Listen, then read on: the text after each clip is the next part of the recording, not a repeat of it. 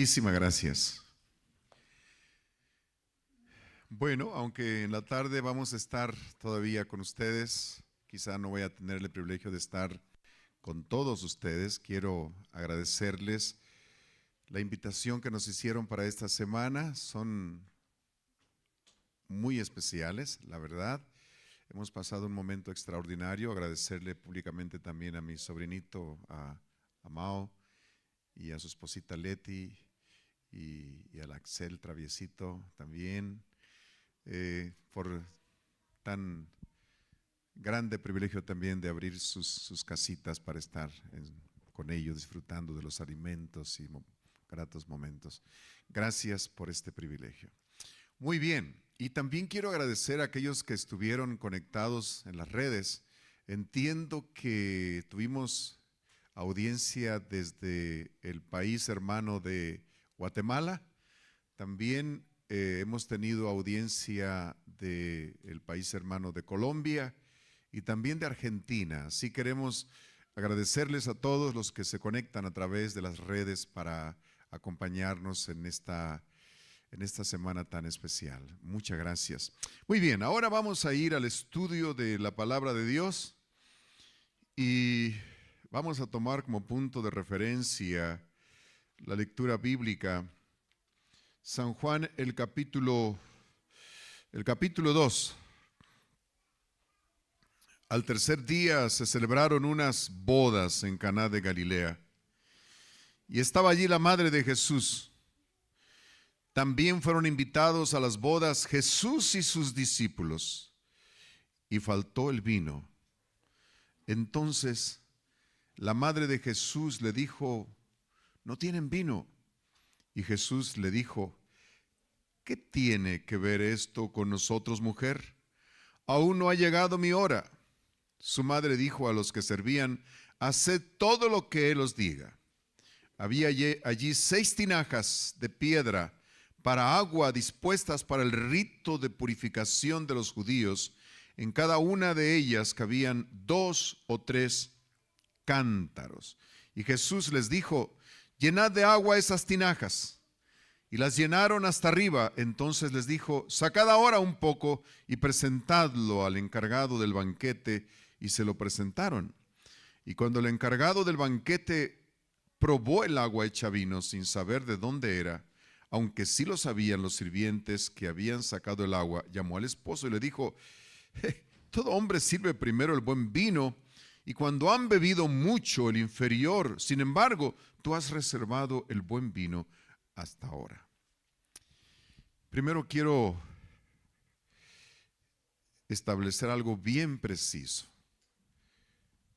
Estaba cerrando la iglesia en uno de mis distritos hace algunos años. De repente, cuando estaba cerrando la iglesia, llegó un hermano que era miembro de la iglesia. Y cuando se acercó a mí, yo tenía en ese distrito poquito menos de un año.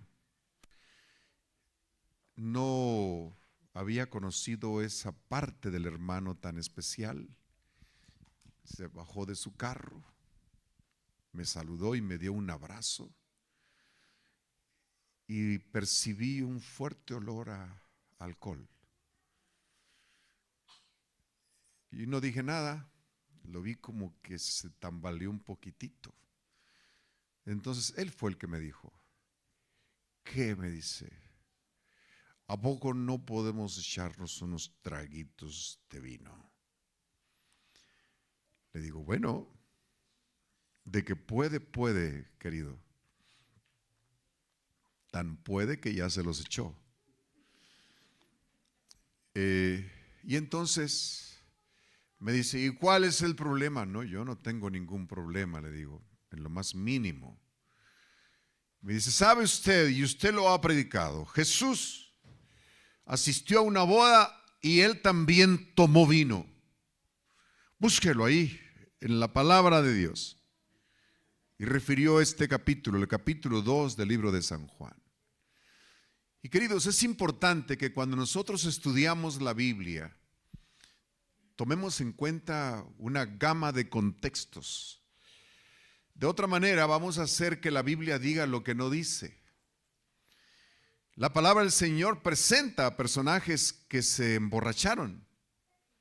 Noé fue uno de ellos y otros personajes más. Pero si ustedes notan, cada vez que las personas se emborrachaban, cometían tremendos errores. Por eso es que la palabra de Dios nos aconseja no tomar vino. Y entonces aquí viene la pregunta, y entonces, pastor, vamos a agarrar este capítulo de la Biblia, vamos a romperlo y vamos a sacarlo. No, hay que estudiar este capítulo en el contexto cultural correcto. Nosotros no podemos tomar un texto fuera de su contexto y usarlo como un pretexto, que era lo que estaba pasando con este querido hermano. Yo le dije, bueno, usted puede darle el significado que quiere a la Biblia, pero lo va a hacer para su propia perdición. Este contexto cultural, si nota, aquí hay una tremenda verdad. Dice, y estaba allí la madre de Jesús. Quiere decir que en ese lugar, en esa boda, había por lo menos una mujer. Y me atrevo a decir que había por lo menos dos, la novia. Y quiero pensar que había muchos más. Saben ustedes que en el contexto bíblico, en el contexto cultural judío de aquellos años, el vino fermentado no se servía donde había mujeres y niños. Nosotros a veces imprimimos a la Biblia una mentalidad occidental. Y para nosotros, para que sea vino, tiene que estar fermentado. Para que sea vino, tiene que emborrachar. Para que sea vino, tenemos que perder el piso, ¿verdad? Y qué hubo, ¿cuántos son aquí? Pero queridos, en el contexto cultural judío, había vino fermentado que se servía donde había solamente varones, solamente hombres, y había vino sin fermentar. Yo te pregunto, el vino que se sirvió en la Santa Cena, ¿era vino fermentado o vino sin fermentar? ¿Qué significa el fermento según la palabra de Dios? El pecado.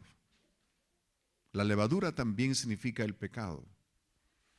Y la sangre de Cristo era una sangre sin pecado. Por lo tanto, cuando nosotros participamos de la Santa Cena y el vino que se nos sirve, ¿cuántos han participado de la Santa Cena? Bueno, muchos, y otros no levantaron la mano porque tengo flojera levantar la mano, pero creo que la mayoría de los que estamos aquí hemos participado de la Santa Cena, ¿cierto? ¿Alguna vez han salido borrachos ustedes de aquí después de participar de la Santa Cena? No, porque el vino, el jugo de la vid, en el contexto bíblico es vino sin fermentar. Así que yo quiero establecer primero esto. Cuando nosotros estudiemos el libro tenemos que enmarcarlo en un contexto cultural, histórico, para poder hacer que diga lo que realmente quiere decir. Lo que quiere decir es que había alegría, que había felicidad, porque dentro de la palabra del Señor, el vino representa eso, abundancia, representa felicidad, unión, todo lo que tú puedas pensar en asuntos de bendición, el vino representa eso, pero no el vino fermentado. Así que es muy importante esto. Partiendo de esta premisa, digamos, vamos a tratar de enmarcar nuestro tema, lo que nosotros queremos plantearles a ustedes que hemos participado durante esta semana acerca de la familia. Algunas cosas que son muy importantes. Me gusta mucho cuando dice la palabra del Señor. Al tercer día se celebraban unas bodas de Caná de Galilea y estaba allí la madre de Jesús. Y también fueron invitados a las bodas Jesús y sus discípulos.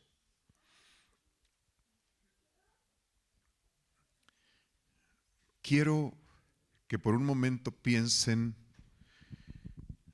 en la fiesta. ¿Cuántos de ustedes se casaron emocionados, ilusionados, enamorados? ¿Cuántos? Queridos, yo ni para qué les digo. Recuerdo que mi mente solamente pensaba en esta chamaca que está aquí. Ahí andaba y estaba preparando algo para predicar y ahí venía la Adelita, condenada, no me ha escrito. En aquellos años no existían estas cosas. El teléfono, todo era por cartita, todo. Yo estaba impuesto a que ella me escribiera 2 cartas por semana. 2 cartas. Ay, Señor.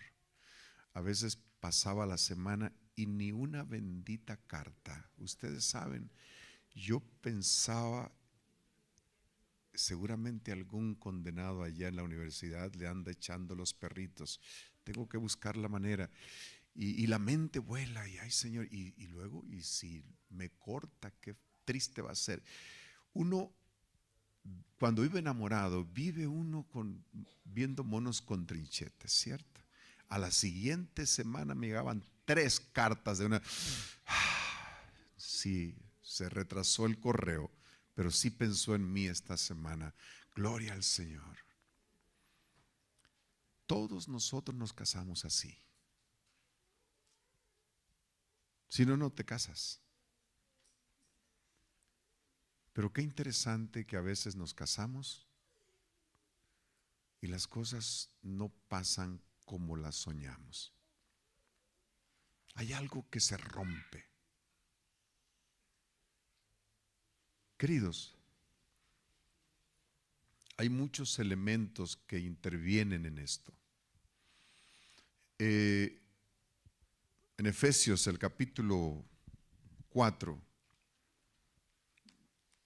nos presentan algunos problemas el apóstol Pablo, de por qué razón hay problemas de todo índole y a nivel personal, a nivel familiar.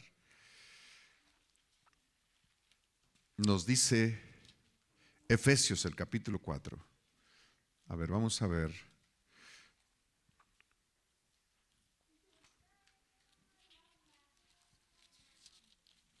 Ya me habían robado el libro de Efesios. Dice, esto pues digo y requiero en el Señor que ya no andéis como los otros gentiles que andaban en la vanidad de su mente. El problema aquí es la qué, la mente. Teniendo el entendimiento entenebrecido, ajenos de la vida de Dios por la ignorancia que en ellos hay y por la dureza de su corazón. Queridos, la mente es cosa seria. Yo les comenté que mi mente me traicionaba, ¿cierto? Y me hacía preocuparme. En la mente viven muchos recuerdos. Recuerdos que a veces son traumas.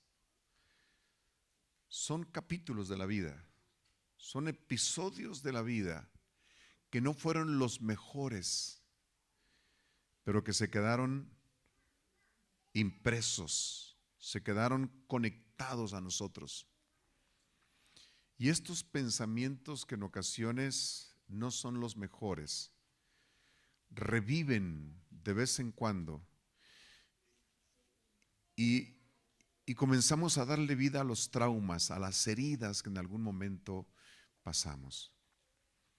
Y a veces estas circunstancias no nos ayudan a ser felices. Déjenme, les digo por qué yo pensaba luego que esta mujercita a lo mejor se iba a interesar en otro, que sí, a lo mejor se interesó, pero a lo mejor dijo, no, el Joelillo anda por allá trabajando y ya me puse de acuerdo con él de que vamos a casarnos.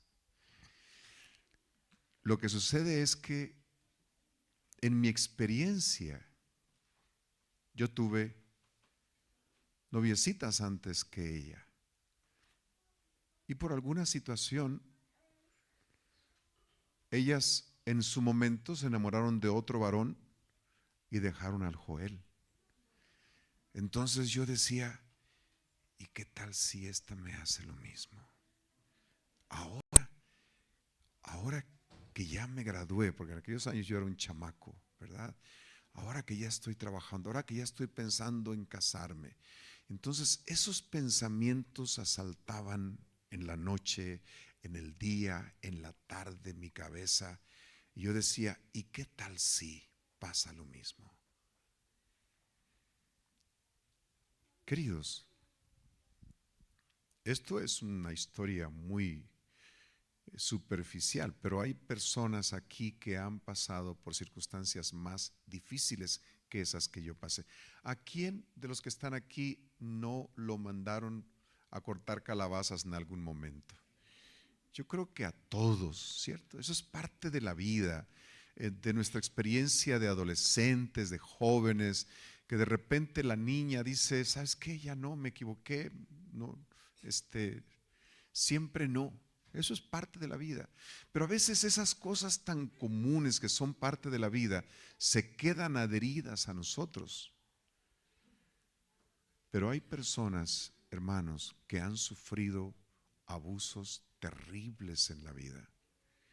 Y esos se quedan allí, en nuestra mente. Entonces, cuando el Señor quiere que nosotros seamos felices, llegan esos pensamientos, esos traumas, y empiezan a lacerarnos, empiezan a castigarnos. ¿Y qué es lo que sucede? Aquí nos dice qué es lo que sucede. Dice, el vino se acabó. ¿Qué quiere decir cuando dice que el vino se acabó? Que la ilusión, que la alegría, que la bendición, que las cosas que pensábamos no son como realmente pensábamos. Esto me hace recordar a una hermosa dama que llegó a mi segundo distrito, una señorita que iba a casarse con un soldado joven y bien ilusionada ella. Y le dije, hermana, ¿y qué tal? ¿Ya conoció? Sí, nos conocimos, y es un buen amigo mío. Y se casó. Feliz esta niña hermosa. Pero como a los dos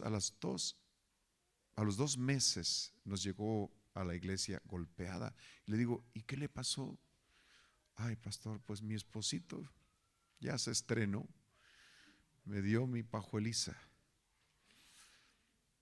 La felicidad como bomba se acabó súbitamente.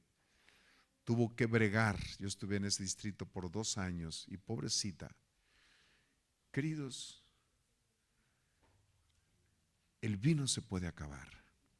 Es muy probable que haya aquí entre nosotros alguna pareja que está luchando. Quiero decirte algo. Los problemas son parte de cualquier relación. Ninguna persona casada, ninguna que esté viva, que sea normal, va a tener una relación sin problemas. En algún momento puede haber un choque, un roce, una circunstancia difícil, adversa. En algún momento la alegría se puede acabar. El desencanto llega y inunda nuestro corazón y decimos, ay, creo que cometí un error. No cometiste el error. lo que tenemos que hacer es tomar una decisión. El mejor acierto que podemos hacer. Nota lo que dice en el libro de San Juan. Voy a regresar, no pierdan el libro de Efesios. Vamos a regresar al capítulo 2 de San Juan. Noten lo mejor que pueden hacer. Dice el versículo 2, también fueron invitados a las bodas. ¿Quién? Jesús y sus discípulos. Queridos hermanos, la presencia de Jesús en nuestros hogares hace la gran diferencia. ¿Qué es lo que sucede cuando Jesús está con nosotros? Hay paz. Jesús puede cambiar la historia, puede cambiar esos capítulos. Primero, la presencia de Jesús sana, cura tu mente. Dentro de la historia de María Magdalena, hay un pedacito que no está escrito en la Biblia, en donde María Magdalena está sentada en el porche de su casa mirando a la gente pasar a la fiesta organizada por un caballero llamado Simón. Y ella estaba allí pensando en su pasado. Simón había abusado de ella. La gente la despreciaba, hablaba mal de ella porque había sido una mujer fácil, una mujer liviana antes de Jesucristo. Pero estando en esa situación de miseria, pensando en su pasado, en sus amarguras, de repente surgió en su mente un pensamiento glorioso, y ese pensamiento es: Jesús está en la casa de Simón. Debo de ir a la casa de Simón aunque no me haya invitado. Imagínate tú eso. Ir a la casa del hombre que te sedujo, a estar en medio de la gente que te condena sin haber sido invitada a ese lugar. Pero lo que hizo que cambiara el pensamiento de María fue pensar en ¿quién? En Jesús. Hermanos, cuando nos extasiamos en la gracia de Cristo, cuando pensamos en el amor, en todo lo que Él hizo por nosotros, nosotros también estaremos dispuestos a perdonar y a hacer todo lo que sea posible por mantener la unidad y el amor dentro del hogar. Todo. Pensemos en Cristo Jesús. Enfoquémonos en Cristo Jesús. Invitemos a Jesús para que sea parte de nuestra familia. Hablemos de Jesús en nuestro hogar. Que nuestros niños conozcan al Señor. Y si mañana se van, déjalos. Tú sigue orando por ellos, porque el mismo Señor que conocieron en su momento los habrá de traer de nuevo. Tú no te preocupes, tú estás seguro de que el Señor Jesús forma parte de tu unión, de tu hogar, de tu familia. Y el Señor va a curar esos renglones torcidos, esos capítulos oscuros, esas escenas que lastiman tu mente, tu vida. Jesús puede hacer que las cosas sean diferentes. Aquí hay algunas condiciones. Dice, su madre dijo a los que servían: haced todo lo que Él os diga.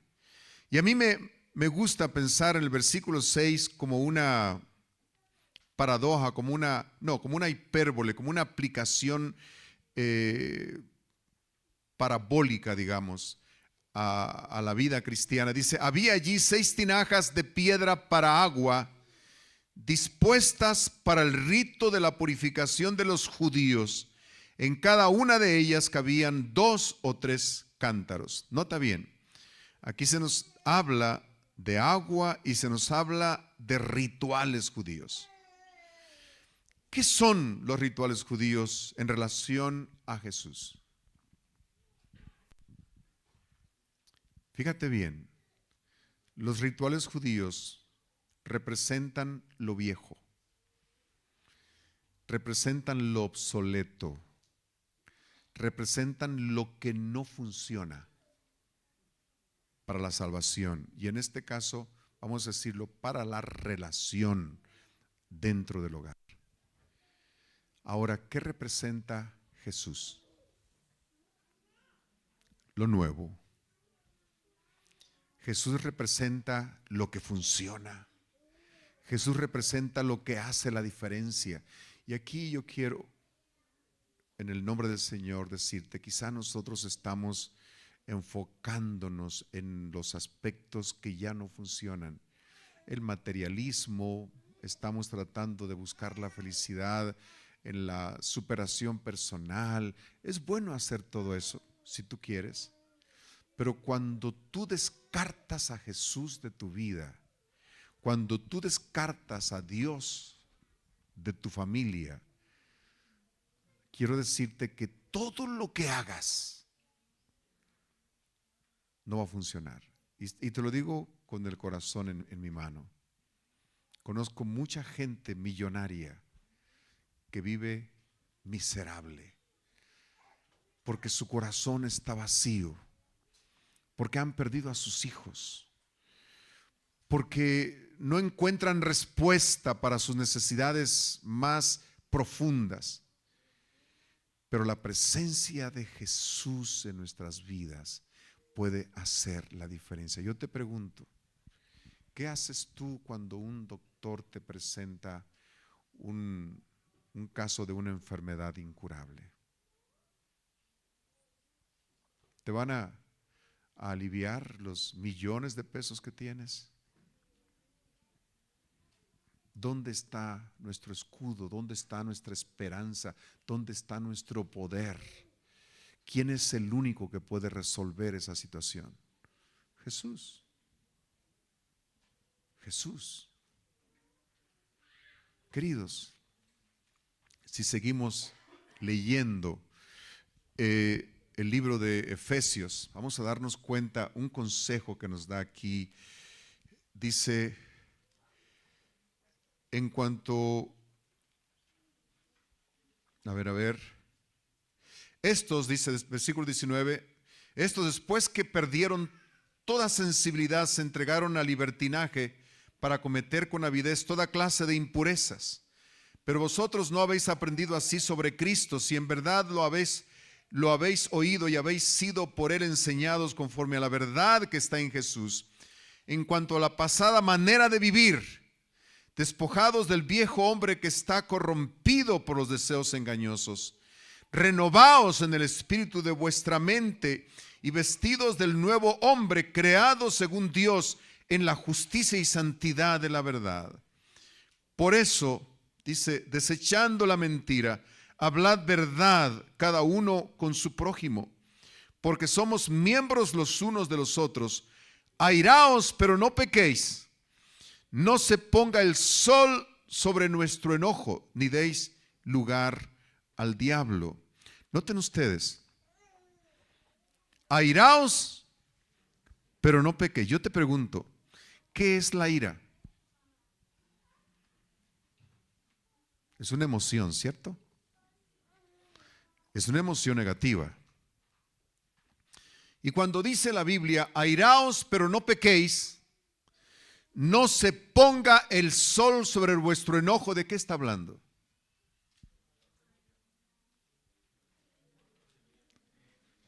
Que no dejemos que las emociones negativas se aniden en nuestra mente. Acuérdense ustedes, en la semana vimos que una emoción sostenida en el tiempo se convierte en un sentimiento. Y un sentimiento negativo cultivado en el tiempo se convierte en un trauma. Es una herida que no podemos sanar. Yo te pregunto en esta mañana, Caray, ya no es mañana, ya debo de terminar. Yo te pregunto en esta mañana, ¿cuál es nuestra situación emocional? ¿Hemos sabido cerrar esos ciclos que nos lastiman en el nombre de Dios? ¿Podemos ser felices? La pregunta es, ¿podemos renovarnos en Cristo Jesús esta mañana? ¿Sabes? Si seguimos leyendo la experiencia de las bodas de Canaán, dice la palabra del Señor que esas vasijas destinadas a los rituales arcaicos y viejos de los judíos fueron llenadas de agua. Y aquí viene algo que es algo ilógico. Tú me vas a decir, pastor, pero yo lo que necesito es vino, no agua. Yo lo que necesito es dinero. Jesús, ¿a mí para qué me sirve? Yo lo que necesito es un buen consejero, un buen psicólogo, un buen psiquiatra que me ayude a salir de esta situación. Yo lo que necesito es un buen doctor que me cure, que me haga sentir mejor.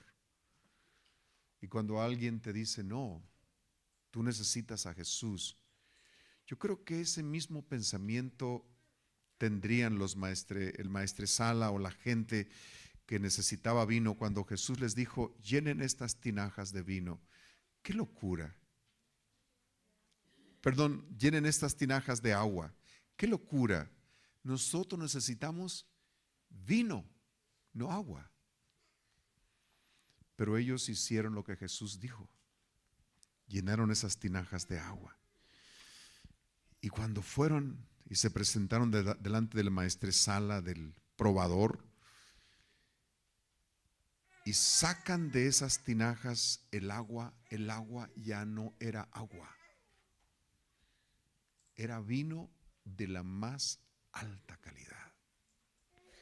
Cuando el maestresala toma ese vino, le dice al anfitrión, caray, todo anfitrión lo que hace es primero servir el mejor vino, pero tú has servido el mejor vino al final. Hermanos, nuestra vida puede ser una tremenda bendición si nosotros creemos en la palabra de Dios. Quizá tú digas esta mañana, yo no necesito la palabra de Dios, yo necesito otras cosas, pero lo que la palabra de Dios te dice, buscad primeramente el reino de Dios y su justicia, y esas otras cosas que tú necesitas, ¿serán qué cosa? Serán añadidas. Y yo te pregunto, ¿tú lo crees esto? Querido, llena tu vida de esa agua bendita que es Cristo Jesús. Y tu historia de aquí en adelante será diferente. Jesús hace la diferencia. Jesús lo es todo. Y nota, es bueno ser adventista. Ahorita le decía yo a mi escuela sabática, es bueno guardar el sábado. Es una bendición ser adventista. Yo lo soy desde hace 66 años. Es bueno no comer puerco. Es bueno tener disciplina. Pero todo lo que tú hagas sin Cristo Jesús van a ser esas tinajas judías que no te van a resolver ningún problema. Pero cuando Jesús forme parte de tu programa, de tu pensamiento, de tu vida, de tu propósito, cuando Jesús sea tu prioridad, tú vas a empezar a disfrutar de vino nuevo. Vas a empezar a experimentar nuevas experiencias en Cristo Jesús. Vas a experimentar, como decía la lección de escuela sabática, el verdadero gozo, la verdadera felicidad. Vas a alejarte de toda amargura, de toda maledicencia, de esas palabras que destruyen tu hogar, que te destruyen a ti. Y entonces la presencia de Jesús va a hacer de tu entorno un lugar diferente, alegre, alegre, feliz, para la honra y la gloria del Señor. Querido, esta mañana yo quiero terminar cantando un cantito que se llama Seguiremos a Jesucristo. Es un canto que me gusta mucho y quiero invitar, creo, a Saúl.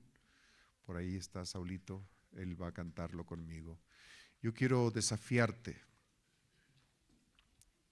Aunque es bueno ser adventista, yo no te pido que seas adventista, te pido que seas cristiano, que invites a Jesús.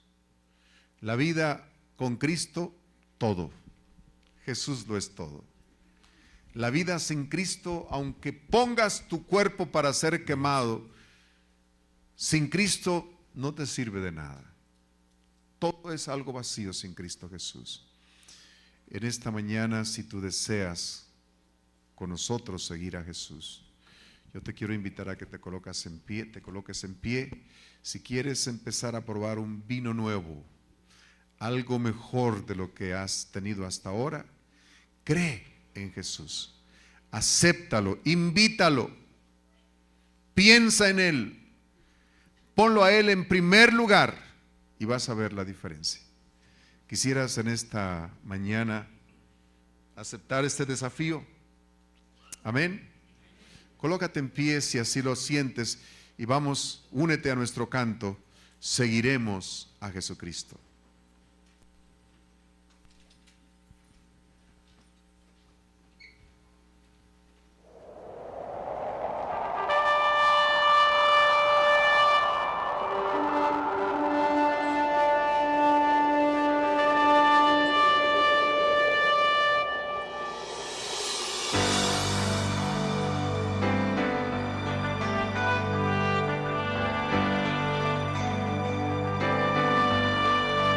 Haz que oigamos tu suave y dulce voz y labios puros para cantar a ti. Que el Espíritu ilumine el camino a seguir. Seguiremos a Jesucristo sin temor.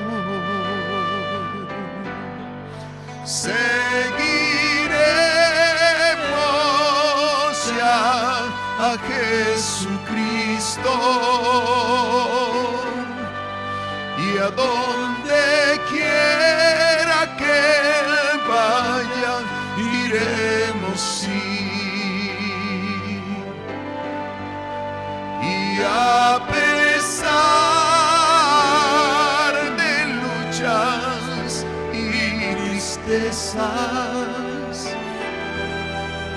deja pues que le sigamos sin temor. Si el camino se oscurece y hay temor, ayúdanos por la fe a proseguir. La esperanza y coraje danos hoy, Señor mi Dios. Seguiremos a Jesucristo sin temor. Canten, queridos. Seguiremos ya a Jesucristo Y a donde quiera que vaya, iremos sí. Y a pesar de luchas y tristezas, deja pues que le sigamos sin temor. Hermanos queridos, hay que ocuparnos de las cosas del Espíritu. Hay que ocuparnos de nuestra salvación con temor y temblor. Hay que pensar en el cielo. Hay que pensar en que Jesús hace la diferencia.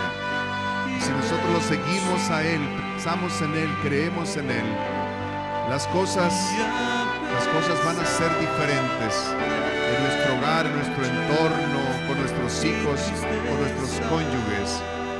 Así que les animo para que nuestra historia sea diferente. Confiar en nuestro Señor Jesucristo. Deja pues que le sigamos sin temor.